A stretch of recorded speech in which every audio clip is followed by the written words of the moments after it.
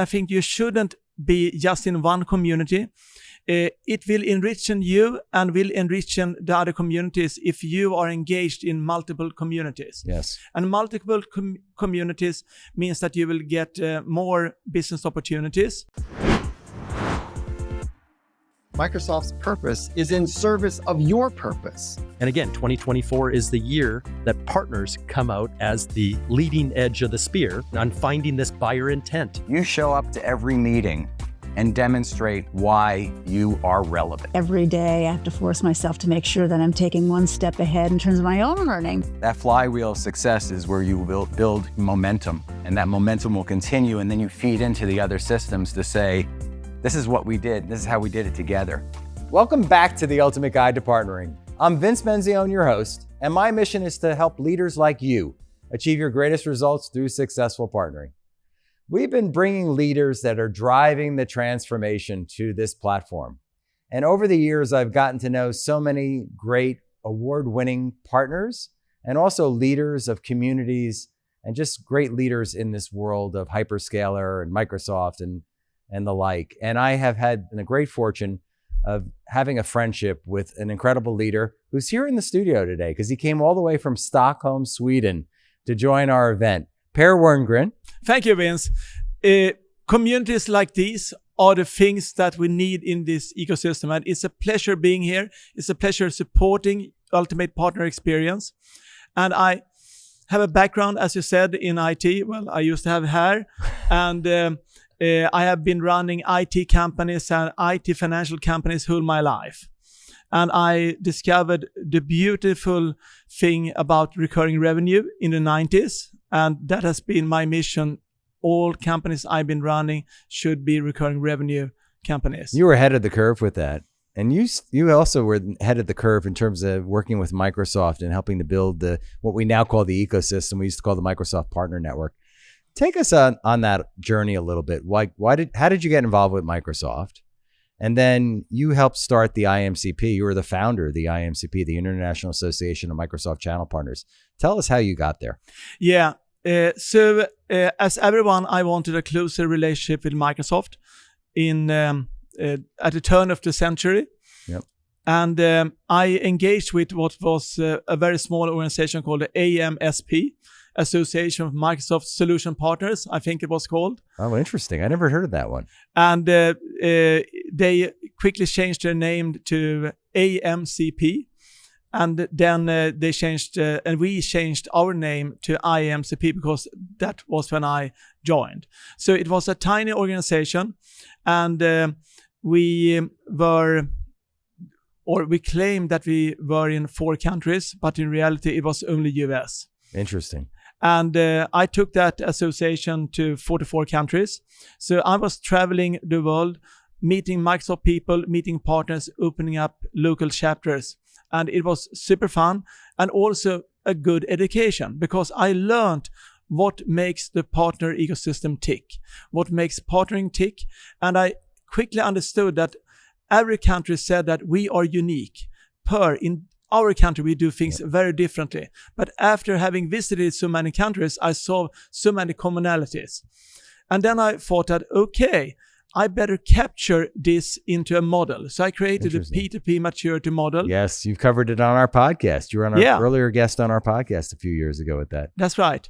And during these years when I ran the IAMCP, when I expanded IAMCP, I also built my relationship with Microsoft. So I got the inside track on so many aspects. And I was part of efforts in Europe trying to swing legislation in favor of Microsoft partners. Interesting. So after a few years, I saw the fruits of these efforts and saw that legislation were coming our way. And it is the same thing that IAMCP have been doing in the United States, talking to legislators or government elites, as we call them, about things that make sense for smaller companies that employ locally, pay taxes locally. Yes. That's what politicians need to hear. Absolutely. And they hear the multinationals talk all the time, but when they hear Microsoft partners, smaller companies, they see that, wow, the needs for the multinationals are really the needs for the smaller companies. That's right. And they are aligned. The taxpayers locally, they're driving the economy locally in Yeah. your country or your region. Yes. And this is really what we call Voices for Innovation today. Was it called Voices for Innovation then? Yeah, absolutely. Yeah. So Voices for Innovation, I think we started 2006, the year my daughter was born. Fascinating. Our first event was with Steve Ballmer at the Conrad Hotel in Brussels. So that was amazing years.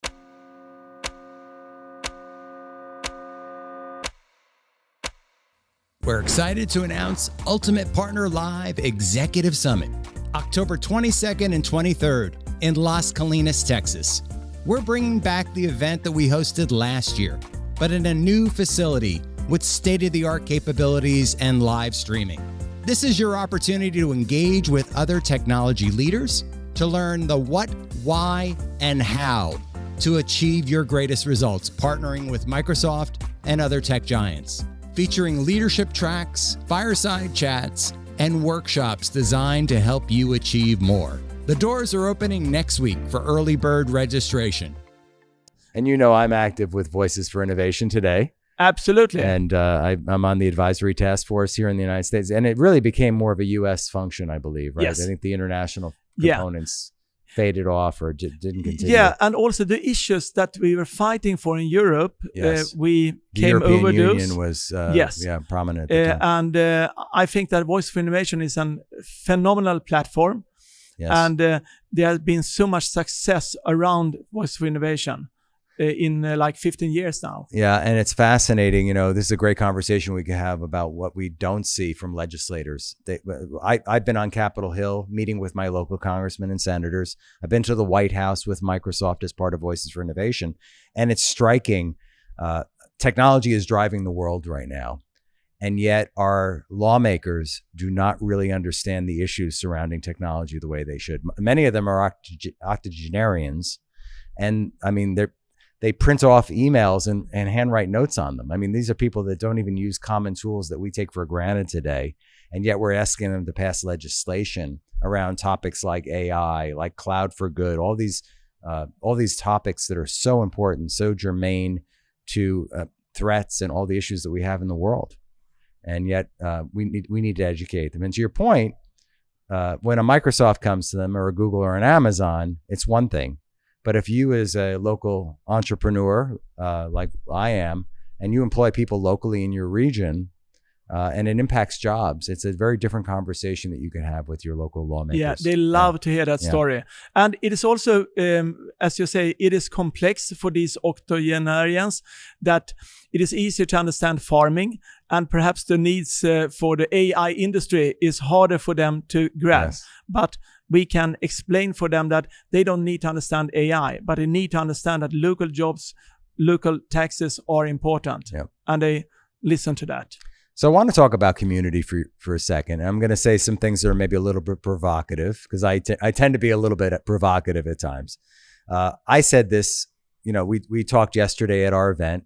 I talked about Walt Disney, which one of the most amazing entrepreneurs, visionary and entrepreneur, right? Creative and entrepreneurial skills together. He created something that didn't exist. He created the Disney Empire, the Disney World, Disneyland, because he didn't see what he hoped to see from the world. And he created something fresh and something new. And I've been saying for a long time, since I left Microsoft, in fact, I was disappointed when I came out that there wasn't the organization that I expected to see. And this is not, as you know, I've been a member of IAMCP, I've been a member of other partner communities and organizations. It's the reason why we started Ultimate Partner Experience, because we want to build something unique, something different. And you've been a big supporter, a champion, if you will. And I want to bring I want this to be a big tent. I think we could do more together.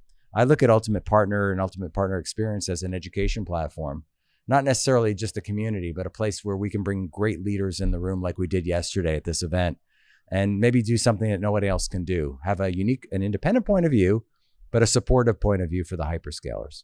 And that's where I see we're going with this. And what would you say? So like with customers, we talk about multi-cloud. Yes. And why not have multi-communities? Yes. So like you don't need, and I think you shouldn't be just in one community. It will enrich you and will enrich the other communities if you are engaged in multiple communities. Yes. And multiple communities means that you will get more business opportunities. So we have the IAMCP, we have the Women in Cloud, we have the WIT network, and we have a few other really nice communities that are growing and that are doing a great job. Right. And now we have the ultimate partner experience. What I think is unique with the ultimate partner experience is that here in this community, we are agnostic to technology. We love technology, but we love all vendors. Yes. We want to build a big tent. And IAMCP members that I've spoken with see that this is something that adds value to the IAMCP. Yes, we had some IAMCP members in the room yesterday. Absolutely. And I had great conversations with them, and they see that this is something that really adds. So I would encourage IAMCP members to also become members of this lovely community. Thank you. And also take a look at other communities because it will enrich them. I appreciate that. And we're going to share this with our community and with broadly with the community. We are thrilled to announce our partnership with InPartner Software, the world's leading provider of partner management technologies. Serving over 4 million partners globally, InPartner excels in delivering cutting-edge solutions for partner relationship management and partner marketing automation. Their robust platform offers essential tools like program compliance tracking, customizable partner journeys, and comprehensive business planning. These features empower partner teams to swiftly transition from program design to achieving maximum value.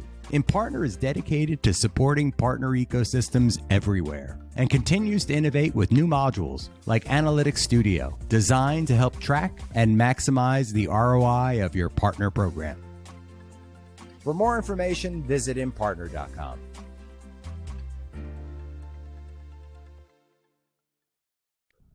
You are big in this community, this partnership world. You work with a lot of organizations to help them achieve their greatest results. We're entering the second half of the year, the beginning of Microsoft's new fiscal year, 25. What would you say to our viewers and those listening today? What should they be doing better, differently to help them achieve their greatest results? So nothing is constant. Change is something that you shouldn't try to avoid. Change is something that you should embrace. Now we are in the middle of change. We are in the cloud era. Some are more in the cloud era than others. I think everyone needs to become more into the cloud era, and also around AI. Perhaps AI is not the moneymaker for partners, but it is the conversation starter. Yes. They need to make sure that their people understands AI, that their salespeople can have conversations around AI, and they need to make sure that they improve the performance of their companies with the use of AI. Like when they are developing software, use AI. Yes. When they are trying to make their customer help desk more efficient, use AI, etc. Use co-pilots for everything. That builds knowledge, but also it builds profitability. But selling AI to customers is not a moneymaker today, but it is what you need to do, because if you're not doing it, someone else will have those conversations and someone else will sell the vanilla projects. So well, and it's helping to spark the rest of the transformation of those organizations, right? Yes, absolutely. It becomes the plumbing in a way. Yeah, very much. And there are the low-hanging fruit around AI when it comes to making money today is the projects where you get ready for implementing AI. That's right. And I have never been a fan of projects because projects end. Recurring revenue never ends. But projects, many partners are making a living out of projects, and it's a great way to start an engagement with a customer around AI. But then try to find the formula for creating some kind of recurring revenue. Recurring revenue is important not only for the value of the recurring revenue, but also it gives you a reason to be in constant contact with your customer. So you've done a lot of work. I mean, you've led several, or I'll call you a serial entrepreneur, right? You've led several different organizations. What strikes you the most now? What are you working on now that is most informed, that will help where should our viewers, listeners think to reach you, and what value do you want to add for them? Yeah. So I love to help MSPs to find their mojo, to find profitability. As Jay McBain has said, there are many MSPs that are not making a lot of a profit. And I think as an MSP, if you do things right, you should have a decent return on the investment that you have made running your business. So that's what you're driving today, primarily around MSPs. Yeah, absolutely. And then general questions around partnering. Yeah. Everyone wants to become a better partner to Microsoft, and they want to become a better partner to others. And what I often explain, and I know that you are a fan of that, is that it starts with the top. If you don't have senior leadership buy-in, partnering will never fly. That's right. So you've got to get the mindset right. Absolutely. And that is important. And sometimes people need my help to convince boards around the value of partnering. I love that. I love the work that you do. I love your passion around partnerships, around Microsoft. I love having you as a friend. I appreciate you so much for coming here, flying all the way from Stockholm. My heart, warms by just the fact that you made the trip out here for our event. And likewise, Vince, it is an honor to be here, and I'm proud to call you my dear friend. Thank you. It was an easy decision to see that it had value coming from Stockholm all the way to nice Boca Raton to be part of this wonderful event. Thank you so much. Because I truly support this organization, and I truly support the work that you and your team are doing. Thank you so much, my friend. Great to see you. Great to see you. Thank you for watching. Thank you for listening. I want to thank you for supporting the Ultimate Guide to Partnering. If you like what you're listening to, please subscribe on either Apple, Spotify, or subscribe to our new YouTube channel, The Ultimate Guide to Partnering. Thank you so much for listening and watching The Ultimate Guide to Partnering. Thanks for listening to this episode of Ultimate Guide to Partnering. Hopefully this episode and all the episodes we've recorded are helping you better align your partner strategy to achieve your greatest results. So I want to ask you something. Have you implemented everything you've been learning? And are you now achieving the growth and revenue objectives that you hope to achieve? If not, it's time to take action now.